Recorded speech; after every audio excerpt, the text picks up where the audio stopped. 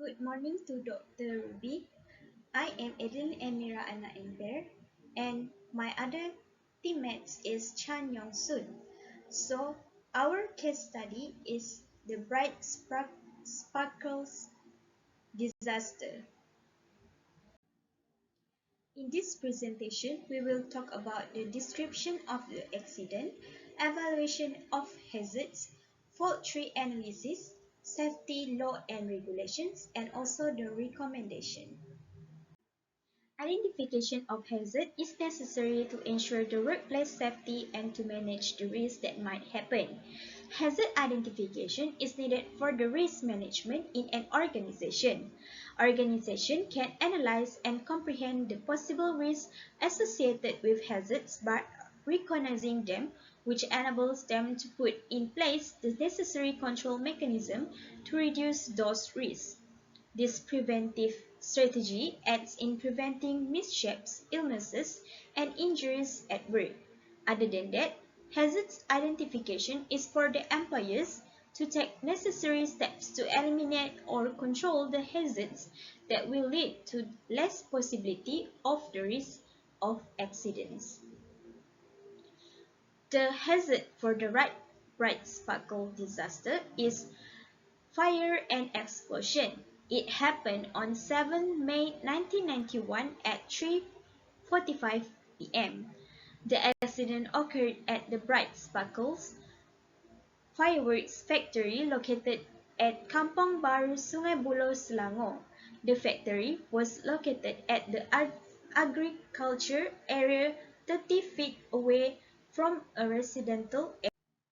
When the accident happened, it was said that there is a new product testing conducted near the chemicals that had been tried. The fire sparks and smoldering casing fragments flew everywhere and caused the fire.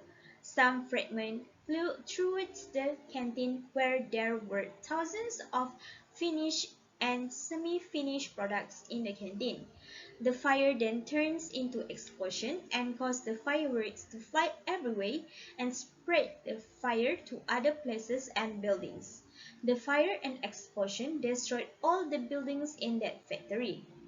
The disaster resulted 23 people lost their life while 103 people are seriously injured. Several properties including residential and factory buildings surrounding the factory were damaged. The Bright Sparkles disaster that occurred on 7 May 1991 at Selangor has caused fire and explosion happen in that area. The poor management and monitoring are one of the reasons why the factory has no hazards control made. Based on Rashid Umar and Ahmad 2019, there has no specific law to control the risk of hazardous materials during 1991. This led to several regulations made after the disaster to prevent it from happening again. There has been several incidents happen that has caused one of their employee died on 2nd December 1978 that occurred because of fire and explosions, but no action was taken by the company management and also authorities. The second fire incident happened on 7 November 1980 that caused one female worker died, but again there was no report sent to the factory and machinery department. The company made a request to Majlis Daerah Petaling Jaya to renew their license, but their application was rejected several times because of the fire accident happened before. The company also had not taken any follow-up action for the recommendations action suggested by the government that also led to another accident on 15 May 1984, where two female workers died and two buildings were burned. The Land Office asked the company to stop their manufacturing activities. Then, following that, the first incidents happened on 3 August 1987 and 18 July 1989 and caused one female worker died, but no action taken by the company. Finally, the tragic accidents on 7 May 1991 occurred, and by then, the fireworks industry in Malaysia is banned until now. The management of Bright Sparkles Company has failed to learn from the fire and explosion incident happened in their company before, and they ignored the complaint warning made to them. The Bright Sparkles Company management has violated the country rules, regulations and standards codes for their own benefit. The management also need to ensure that the workplace is safe and make regular housekeeping to minimize the risk of fire and explosion. The fireworks also need to be placed at a specific place that follows the SOP of the fireworks industry. The fault tree analysis of the bright sparklers fire and explosions is illustrated in this figure. One of the causes contributing to this accident is the testing of the newly developed pyrotechnics goods in insufficient locations close to the dry chemicals. This circumstance is due to the company's and the authorities' refusal to take note of warning signs including fires, fire explosion disasters, and criticisms. Besides, another cause of this accident is the fire spread, which is as a result of the flow of the fire sparks and the smoldering casing fragments in various directions. The canteen's interior was hit by some flying sharps. Plenty of completed and semi-finished goods were present in the canteen at that time. Rockets flew everywhere as a result of the explosion resulting from the fire spread, igniting other areas and buildings. Within the manufacturing work sites, numerous buildings housed completed goods and various chemicals. Numerous explosions had been occurred owing to the rapid spread of the fire to the neighboring buildings. There were two safety laws and regulations that can be applied in this incident. The first one is Workplace Safety and Health Act, where in this act it requires the stakeholders to remove or minimize the risk they create. The act also states that there will be penalties imposed for poor safety management and outcomes. The employer also needs to make sure the work environment is safe, and they must regularly conduct risk assessment and implement effective risk control measures. The second one is Explosive Act 1957, where this law is related to the manufacture, use, sale, storage, transport, import, and export of the explosive. The Act requires the person in charge of the accident to report the fire or explosion if there is a human loss or serious injury happen to the nearest police station. The organization did not comply any of the following act because they have poor organization and poor company's management when they ignored all the recommendations made by the authorities when several incidents happened before. The factory also lacks safety management where they place the finished product at a not specific place where it is far from any explosive works. There is also poor quality control inspection by the management and also the person in charge for the place. Thus, the management has violated the Workplace Safety and Health Act, which required the employer to make sure that the workplace is safe. Other than that, the management has violated the Explosive Act 1957, where any accident happen that involve fire, explosion, and loss of human should be reported to the police station. There has been 6 accidents happen that involve loss of human on 2nd December 1978, 7 November 1980, 15 May 1984, 3 August 1987, 18 July 1989, and lastly on 7 May 1991, where the factory is destroyed entirely. The company also did not comply with the Act on the regulations for the storing of explosive materials, which has been the main cause of the fire and explosion.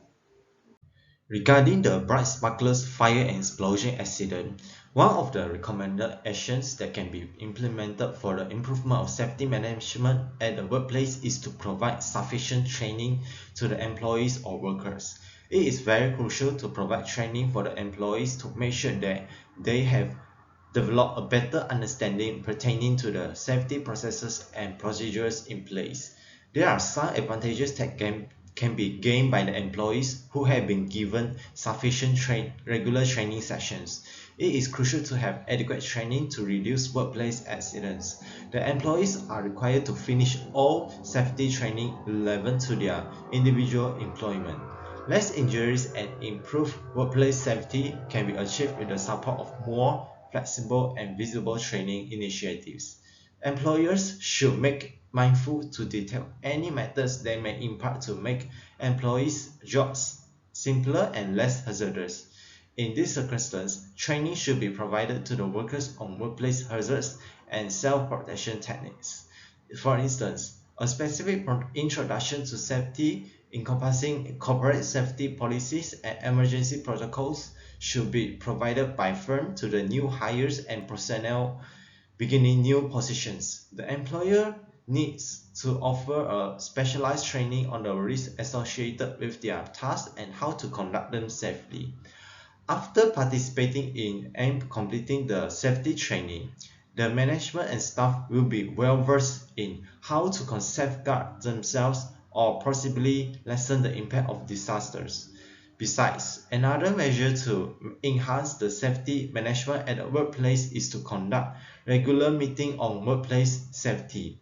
Regular workplace safety meetings are essential for organizations and businesses to have discussions on a variety of subjects.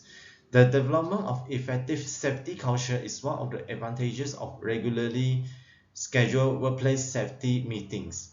Employee participation in the meetings increases their awareness of their mutual accountability for workplace safety. This motivates them to take charge and take proactive measures to ensure that everyone is following the appropriate protocols and procedures. Additionally, these safety meetings may aid in keeping everyone updated on any modifications or alterations to the standards and practices associated with workplace safety. It is critical for the EHS teams to be equipped with a platform where they can swiftly notify the employees of the new legislation or updates to current regulations in order to assure conformance. In addition, the safety management at the workplace can be improved through the implementation of the hazard identification, assessment, prevention, and control. The inability to detect or recognize hazards that exist or may have been foreseen is one of the main factors leading to workplace accidents. A proactive and continuing procedure, which is utilized for detecting and assessing the hazards, is an integral part of an effective safety and health program. Employers and employees have to gather and examine the available facts on workplace hazards to detect and evaluate hazards. They may already have access to information about workplace hazards that can be obtained internally and externally. Besides, safety hazards at workplace have to be inspected by the employers and employees. Hazards might develop over time if workstations and procedures evolve, equipment and instruments wear out, maintenance is ignored, or housekeeping standards degrade. Routinely checking the workplace for potential hazards aids in discovering faults so that they can be remedied before the occurrence of the incident. After detecting safety hazards at work, the following action item is to recognize the health hazards. The identification of occupational health issues can sometimes be more challenging than the identification of dangers to physical safety. For instance, gases and vapors may be imperceptible, odorless, and not necessarily possess an immediate negative impact on health. Monitoring the workers' medical documentation can help to spot health risks linked to exposures in the workplace. Assessing and comprehending the hazards found as well as the kind of incidents that might arise from worker exposure to the hazards is the final step in the hazard identification and assessment process. This data may be utilized for developing temporary measures and ranking threats for eternal control. It can be done by evaluating each hazard by taking into account the seriousness of possible consequences, the possibility of the occurrence of an incident or exposure, and the number of workers who possibly obtain exposure. After executing hazard identification and assessment, measures will be implemented to prevent and control the hazards present in the workplace. The potential hazards at work can be avoided through the effective controls that are useful for avoiding accidents and illnesses, minimizing or removing the threats to the employees' safety and health, as well as helping employers in providing a safe and healthy workplace. Employers should determine and assess risk reduction solutions by employing a hierarchy of control in order to successfully manage and avoid the hazards. There are 5 different types of controls in the hierarchy of controls, encompassing elimination, substitution, engineering controls, administrative controls, and personal protective equipment (PPE). Elimination refers to the physical removal of the hazardous processes, machines, or tools to protect the workers. Substitution is a type of control in which a hazardous processes or chemicals can be replaced with a less hazardous one. Engineering controls involve modifying the workplace to control the hazard, such as by adding ventilation systems or safety barriers. Administrative controls involve changing work procedures and policies to minimize the risk of the hazard. If all other control measures are not visible and where additional protection is needed, PPE can be used to protect the workers from the hazard. That's all from our presentation. Thank you.